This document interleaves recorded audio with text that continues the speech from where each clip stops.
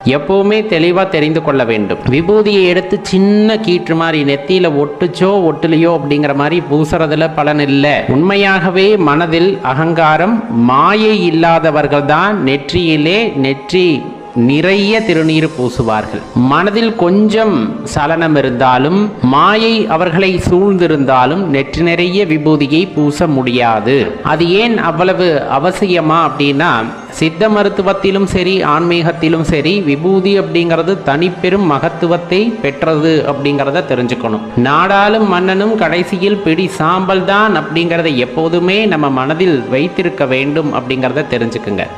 அப்படி மனதில் இருந்தது அப்படிங்கும் போது பெரிய ஆட்டமெல்லாம் ஆட மாட்டாங்க. இன்னைக்கு நிறைய பேர் ஆடுற ஆட்டம் நான் அப்படிங்கிற அந்த கர்வத்தினால் ஆடுகின்ற ஆட்டம். நாம் என்ன ஆட்டம் போட்டாலும் கடைசியா பிடி சாம்பல் கூட மிஞ்சாது அப்படிங்கிற அந்த தாற்பயம் அந்த விபூதியை தொடும்போதெல்லாம் வரும். இன்னும் சில கிராம ஆலயங்களில் பார்த்தீங்கன்னா அந்த அடுப்பு சாம்பலை தான் வந்துட்டு விபூதியாக அல்லது பிரசாதமாக கொடுக்கின்றன. அந்த இயற்கை முறையில் செய்கின்ற விபூதிக்கு மகத்துவம் அதிகம். நெற்றியில் இருக்கக்கூடிய நீர்களை இழுக்கக்கூடிய அந்த தன்மை உண்டு. அப்போ அந்த தலைவலி மாதிரியான விஷயங்கள் எல்லாம் வராது என்பது நமக்கு பெரியவர்கள் எடுத்து கூறுவது நல்லா தெரிஞ்சுக்கணும். சரி, இன்னொரு விஷயம் நம்ம ஏற்கனவே சொன்னோம், மனதில் அகங்காரம் மாயை இருக்கக்கூடாது.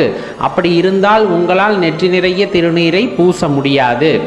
சில ஐதீகங்கள் உண்டு. இந்த விரலில் எடுக்க வேண்டும், இப்படி தரிக்க வேண்டும் என்பதெல்லாம் சாஸ்திர நடையிலே நமது பெரியோர்கள் நமக்கு சொல்லி கொடுப்பது. சிவனின் மீது அன்பு மிகுதியில் இருப்பவர்களுக்கு சாத்திரமும் கிடையாது, எந்த உங்களுக்கு அறிவுரைகளும் கிடையாது. ஏன்னா அவங்க எடுத்து பூசுறத பார்த்தீங்கன்னாலே உங்களுக்கு ஒரு அற்புதமான நிகழ்வாக இருக்கும்.